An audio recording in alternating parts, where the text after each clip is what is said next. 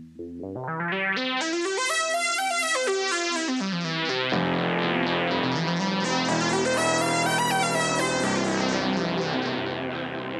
and welcome. You are listening to an informed take on current events brought to you by law students and staff of Queen's University Belfast. This is LawPod.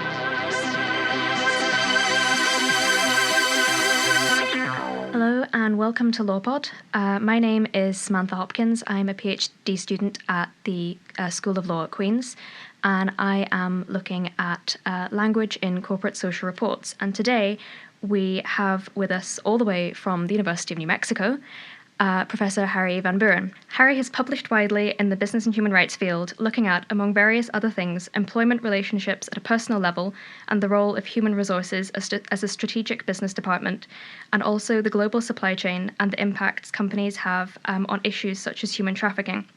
And he's also going to be giving a talk later on today at Queen's. A very warm welcome to you. Thank you very much. It's a pleasure to be here. So today we will be discussing the very topical intersection between business and society and the responsibilities which corporations have given their prominent role in society and indeed their existence within it. For those listening who might not be aware, would you be able to give us an overview of the reasons why business and human rights is so important today, and perhaps what drew you to it as an area, given your very eclectic background? So let me start with the second part of that. I've long been interested in issues related to power in organizations. I got my doctorate at the University of Pittsburgh out of a concern that employees were being exploited by their employers in contemporary employment relationships in the mid-1990s. Obviously, that trend has intensified in a lot of other places. I also was on staff at the Interfaith Center on Corporate Responsibility for a number of years and worked in the area of shareholder activism, where we started work in areas such as business and human rights and the area of human trafficking. So I worked on campaigns related to commercial sex trafficking, and then we broadened our approach to include broader issues related to human trafficking, such as human trafficking in the hospitality industry or in global supply chains. So what drew me to this topic was it was a topic that let me think about issues related to corporate power in a new and systematic sort of way. Now, to talk a little bit about business and human rights and why it's so important, I would make the argument that this is probably the foundational issue for folks in business ethics, because there are so many issues that can be understood through a human rights lens, whether we're talking about environmental responsibility and relationships between corporations and communities, whether we're thinking about labor issues. We can even think about issues related to privacy and consumers through a human rights lens. But very broadly, business and human rights is so important because of the power of business. In many places, states are failing or near failing and don't really have the capacity to supervise the corporations in their midst. And what this means is that corporations are able to act as they see fit. They can act in ways that harm human rights, or they can act in ways that benefit human rights. So the reason why I chose this particular topic is it builds on some of my other research interests related to corporate power, but it also implicates some of the core questions related to the line between businesses and the state. So you mentioned quite a bit about the role of power and corporate power and the relation of state power and corporate power. Would you say that there is something of a link between corporations and states in that respect? As you mentioned, failing states, certainly where states are failing, corporations definitely have more space to both step in and violate human rights and also potentially to protect human rights, but also states which aren't necessarily considered failing, states like the UK, like the US, which also have been complicit in human rights abuses. Would you say they have more of a role to play than corporations, or an equal role to play as corporations in protecting human rights? That really addresses questions related to state capacity. So if we look at places like the USA and the UK, we might say that these are states that have strong capacities to protect human rights and to serve as standards for protecting human rights. However, in my home country of the USA, we have pretty significant concerns about the direction of the current administration in terms of its commitment to protecting human rights. So in a lot of places, you have state capacity to protect human rights, and so the corporations acting in those states or operating in those states have, I think, smaller responsibilities associated with protecting human rights. But if you look at places that don't have nearly as strong government, and that's true of many places around the world, and particularly places where you find things like conflict minerals or where companies are engaged in outsourcing, their state capacities to protect human rights are significantly smaller, and perhaps those states aren't even interested in protecting human rights because what they want to do is they want to try to attract foreign direct investment, and they fear that if they are too stringent on human rights, that's going to make it harder for investors to come in and invest in those countries. In those places where you have state capacity that is diminished to protect human rights, or, and perhaps more importantly, state willingness to protect human rights being diminished, that places a much stronger ethical responsibility on corporations to protect human rights, and to go even beyond the respecting human rights, which is anticipated in the UN Guiding Principles, and perhaps to play an even more active role. So with regard to this more active role that corporations themselves could play in protecting human rights in situations where the state may not be willing, as you say, or able to, what are some of the ways in which corporations could potentially protect these human rights, given that a lot of their own work in the area will, of course, not be regulatory, it'll be more company-driven, it'll be voluntary? Let's start with the notion that these are business and strategic decisions that companies are making. These are not things that occur in a state of nature. Rather, these are the result of intentional business strategies that companies are undertaking that can either protect human rights or fail to protect human rights, or perhaps even violate human rights in some sort of way. So in the current research I'm doing on human trafficking, we start with the notion that these are intentional business decisions that companies make. So let's take something like outsourcing or managing a supply chain. We can understand why a company like an electronics manufacturer would outsource some of its raw materials procurement or some of its manufacturing. Take a company like Apple, for example. Apple manages its value chain to focus on product design and retailing because that's where it can add value. It makes sense from an economic standpoint for Apple to outsource manufacturing and raw materials procurement of things like tin and tungsten, which are minerals that are very important in electronics manufacturing. So far, so good. We understand the strategic decisions that companies make that can then have knock-on effects on human rights. What we're asking companies to think about with regard to human rights violations in human trafficking is how can they act affirmatively to protect and respect human rights and ultimately to make a difference. And this is where we get to the notion of structural injustice. One of my mentors was the late Iris Marion Young, who was a political philosopher who wrote heavily on issues related to responsibility and social justice. And the point that Iris Marion Young made is there are many issues for which we have a structural injustice. So no one party is responsible for the structural injustice. Rather, we're all responsible in various sorts of ways.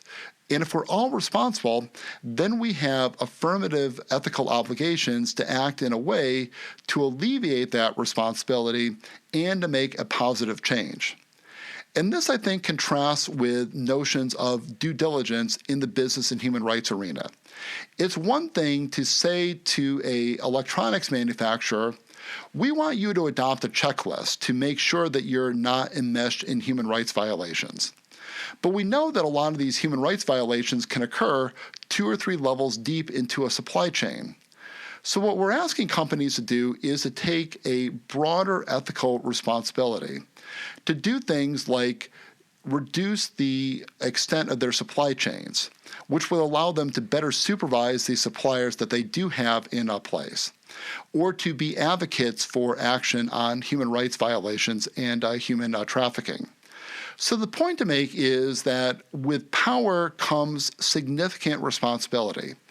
And in places where corporations have significant power, which, by the way, includes the United States and the UK just as much as it includes other countries, when you have power, you have responsibility. And so in some sense, what I'm calling for in my own research, and my co-authors are in the research we're doing together, is for corporations to take on a much broader notion of what it means to respect human rights and what it means to be a truly ethical company. Is it something that you've been finding whenever you've been looking at corporate rights and corporate attempts to protect human rights, that there does seem to be something of a lowest common denominator among corporate respect for human rights? So, for example, if it's incorporated in the UK, but it also has interests in Zambia, would you say that they would tend towards whatever the lowest state regulations are? Have you found anything along those lines, or would they tend to adhere as a company to the higher rules, or does it just depend? I think I would phrase the question a little bit differently, and I think it starts with the whole discourse around rights. About 15 years ago, I was doing some research on the ways that companies talk about responsibility and rights, and what we found was that companies love to talk about philanthropy. They love to talk about voluntary actions that they're engaging in. But when we did this research 10 and 12 and 15 years ago, what we found was that rights were a much harder sell. And the reason for that is pretty simple. If it's a right, it's something you have to follow every place where you do business. It's a pre-existing external obligation that's binding on your company. Now, if we understand it from that perspective, we can understand why companies have been reluctant to embrace human rights. Now, thankfully, we're starting to see more and more and more of this from the standpoint of companies. But I think what we're also seeing is that companies want to limit their responsibility in some sort of way. So we talk, for example, about due diligence. And due diligence is, of course, an important way of thinking about how companies discharge their responsibilities to respect human rights. But you can actually engage in due diligence in a way that limits your responsibility, where you say, we simply have followed a checklist, and we followed the checklist, and if anything bad happens, it's because of a rogue actor. It's not because of something that we did, because, look, we did the due diligence.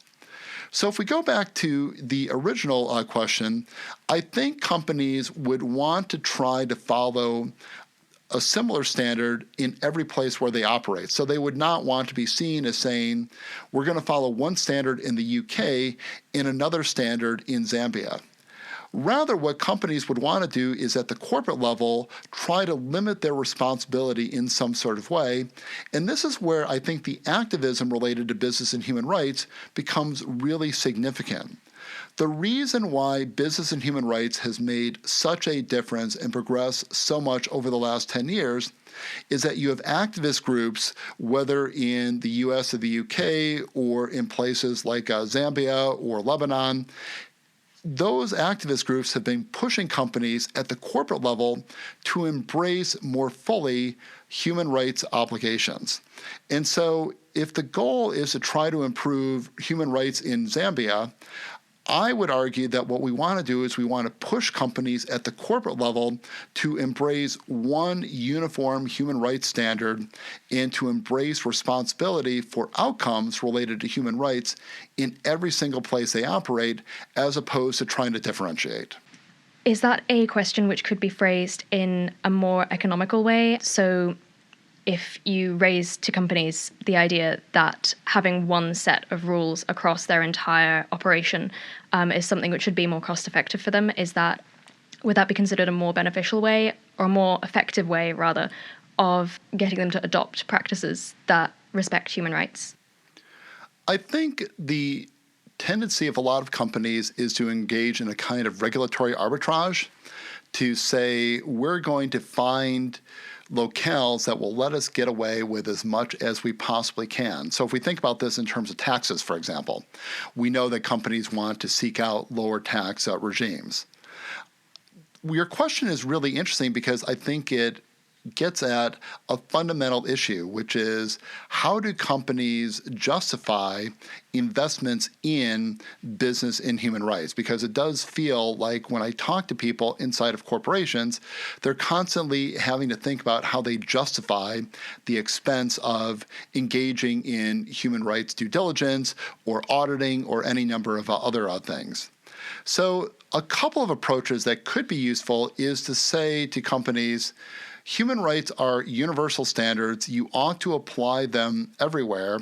And if you do that everywhere, and your competitors do that everywhere, it's ultimately better for everybody.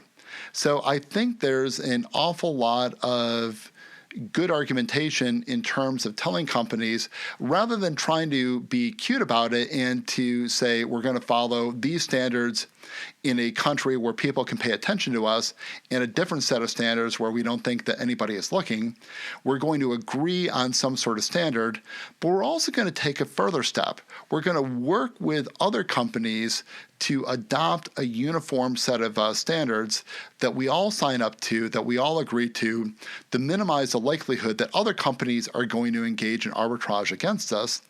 But that also lets companies to pool knowledge and expertise in a way that lets them ultimately reduce the costs associated with human rights compliance, and that may ultimately be good for everybody.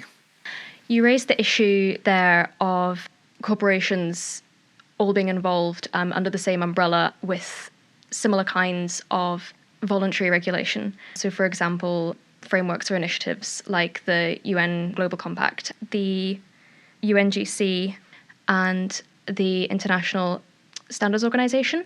Do you think the sort of vast array of different organizations which companies can apply to and sign up to affects in any way the effectiveness of their adherence to or promotion of human rights standards? When I was working in shareholder activism, a very common complaint of companies was, you're asking us to sign up to Standard A and reporting regime C, and it simply is too much. Can't you just give us one set of standards so that we can comply with those standards and be done with it? And I think I would answer that question in a couple of different ways. The first is, this is an area in which we are still developing a consensus on the right way to proceed. In some of my research, I've been focusing on the question of implementation. How do we move from formulating human rights expectations faced by businesses to actually implementing them? And then the third step in that is obviously the outcomes that are associated with the implementation. I think we're only really at the beginning of what we need to know about how we implement human rights standards and what the practical outcomes of those implementations are. So on the one hand, I would say we're still in an era of experimentation and learning, and it would be problematic to coalesce around one standard and then foreclose future progress in that area. On the other hand, I would also make the argument that from the company's standpoint, companies are very pragmatic. Obviously, companies are in business to make a profit. They're facing significant competitive pressures. The corporate executives I've talked to have, generally speaking, been willing to embrace voluntary forms of responsibility. They've been willing, albeit a little bit more slowly, to embrace human rights. But they're also concerned about the costs associated with this sort of compliance, particularly when you layer on all sorts of regulatory compliance that they have to engage in. So what would be interesting would be to think about this question. Over what time horizon is there coalescence around a set of human rights standards and measurement of outcomes that would allow companies to figure out what to do in this particular area and respond in a way that would discharge their human rights obligations and also to satisfy stakeholders? I don't think we're there yet, but I could see a day where we could get there.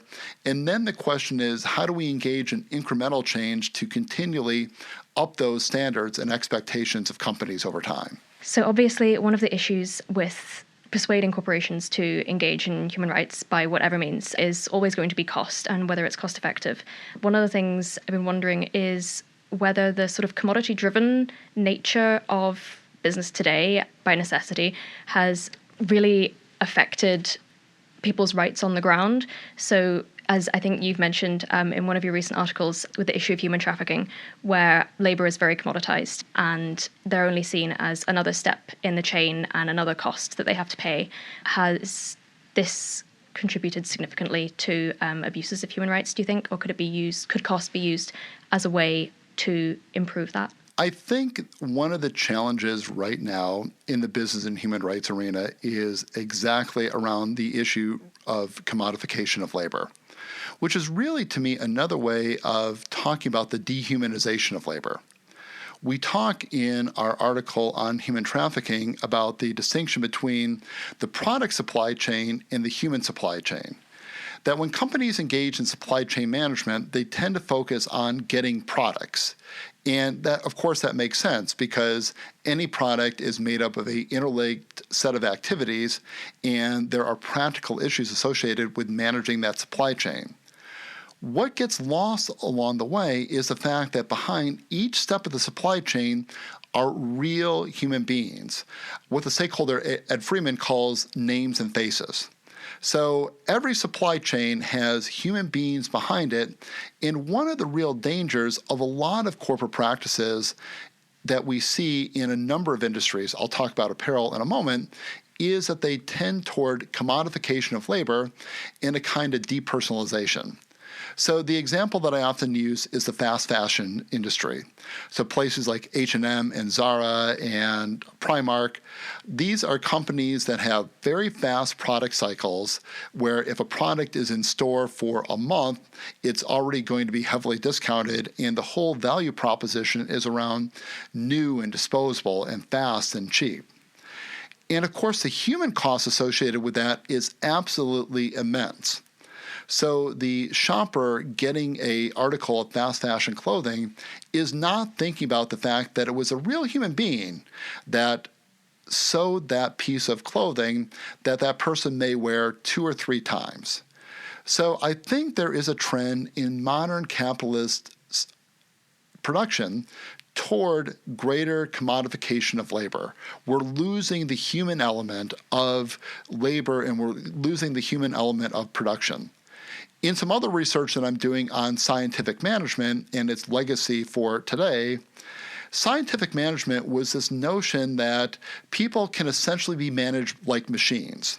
So you break down a task into component parts, you train a worker to do a particular component part, and the company becomes much more productive. Now, when scientific management was developed in the early part of the 20th century, people were concerned back then that that would lead to dehumanization of labor. I would argue that we're seeing that as a more and more persistent trend, but not just in the ways that we would normally think about it, like apparel supply chains, but in things like call centers, for example, or in delivery services. In Lebanon, where I live right now, you have an army of underemployed people that are essentially working for $2 or $3 an hour in delivery services. And when I think about these issues as a business ethicist, one of the things I really am calling on people to do is recover the human in economic production. That behind every single thing we consume is a real human being that has the same aspirations, the same rights, and the same humanity as you do or I do.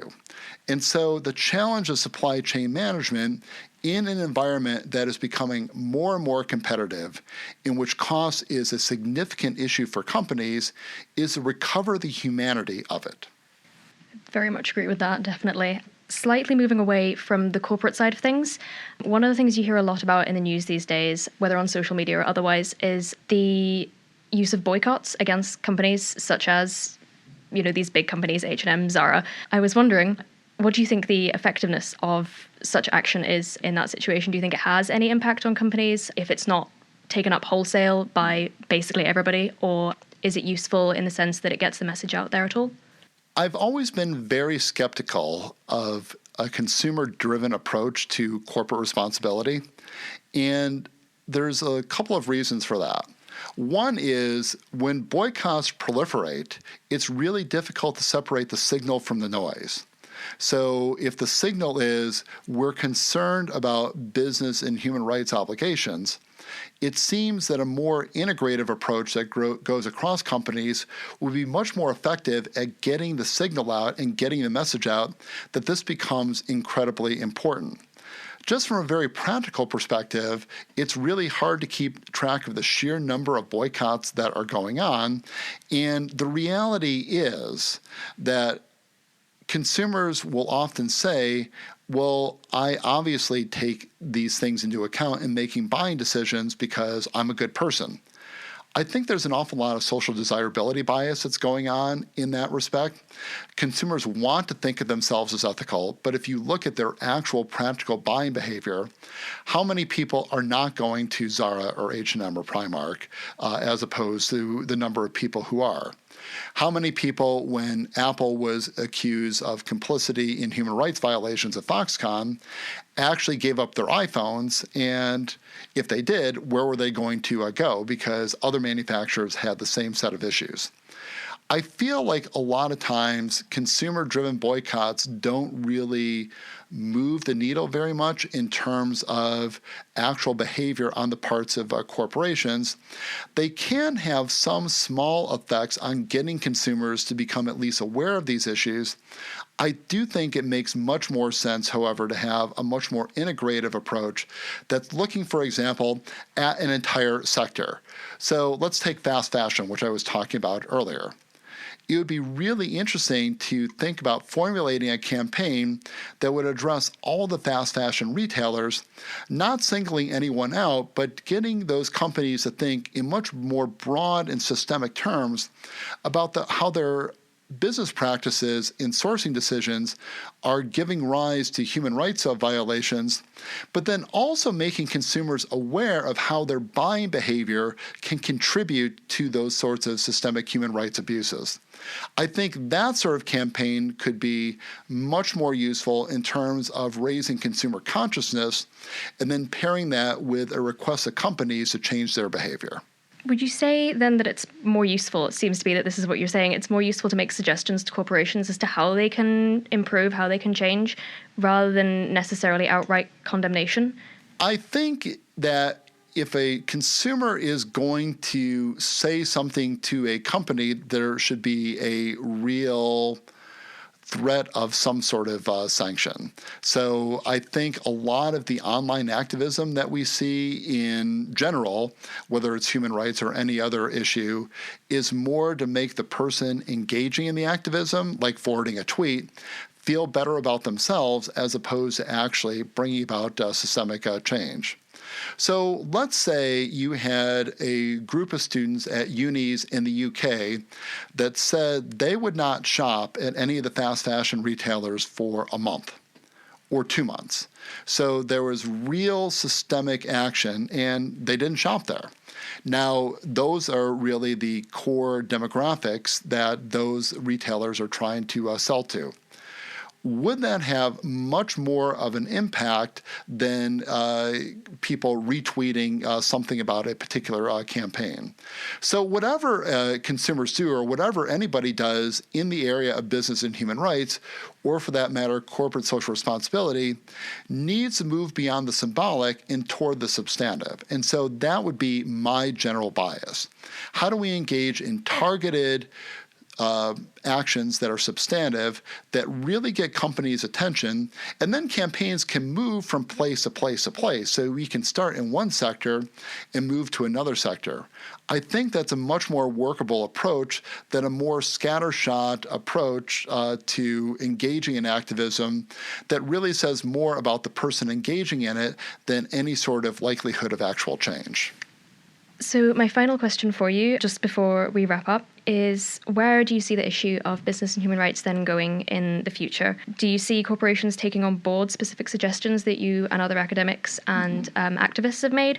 Or is development much more piecemeal and organic? And are they simply implementing bits and pieces of certain things and not others? I think we're really only at the beginning of what we need to know about how we move from principles related to human rights or justifying human rights obligations of businesses to first implementing those obligations. So how do companies act in a way that's actually going to make a difference in the lives of people who are either having their human rights violated or at risk of having their human rights violated?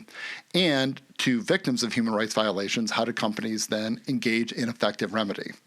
We really don't know as much as we should about the effective implementation of business obligations related to human rights, and we know even far less about outcomes associated with corporate action in this area. So, does this make a difference? If a company adopts a human rights policy in a couple of years, does that then actually lead to the lives of people being better? So when we think about corporate action in this particular area, what I always talk about is a portfolio approach. I think there's an awful lot that academics can bring to the conversation about the ways that companies conceptualize human rights obligations, the way they implement responses to those obligations, and then measuring outcomes. And academics, I think, have done an awful lot of work in terms of developing conceptual frameworks, ideas related to outcomes measurement, and I would hope that companies would take those things on board. However, I've also been an academic long enough to know that managers are not reading my papers. I wish they were. I think it would be a better world if academics were reading or if managers were reading the papers of academics, including my own, but I'm realistic enough to know that that's probably not the case. So academics are contributing to the store of knowledge with regard to business and human rights, but what's needed is more energy from consumers, which even given all the problems that I noted earlier, but also pressure groups. And this could include churches, civil society organizations, whether we're talking about international NGOs or groups on the ground in countries that are being affected by human rights violations. I think we need to increase our knowledge about how to conceptualize, operationalize, and measure business activities related to human rights at the same time that we are constantly pressuring our companies, and this is where activists and civil society organizations become incredibly important, for companies to up their game in terms of actually taking action in this particular area. It's often said that power doesn't yield anything without a demand, and I think that's very, very much true in this area. The good news about business and human rights is that a remarkable amount of progress has been made in the past couple of decades. And a lot of this is due to the Ruggie framework and the guiding principles. A lot of this is due to activism. A lot of this is due to the storehouse of academic knowledge that we're generating. But I think we're at a significant inflection point. I think that businesses are understanding that they need to embrace human rights obligations because their stakeholders are expecting them to, and they're constantly getting pressure to do so. Where we need to move now is to move from the embrace of those human rights obligations in whatever form companies are embracing them and doing two things. The first is pushing companies to go deeper in terms of talking about how they implement their human rights obligations and satisfy them, and how they measure progress toward them. And I think there's much more work that could be done by companies in this area. Using academic knowledge would obviously be incredibly useful. But this is not a issue for which there is simply a consensus that we all agree upon and we simply implement forever and ever. I feel like we constantly need to interrogate the issue of business and human rights in terms of what more companies could do to embrace different sorts of human rights within their broad remit associated with their core business operations and how ultimately to do this better and more effectively.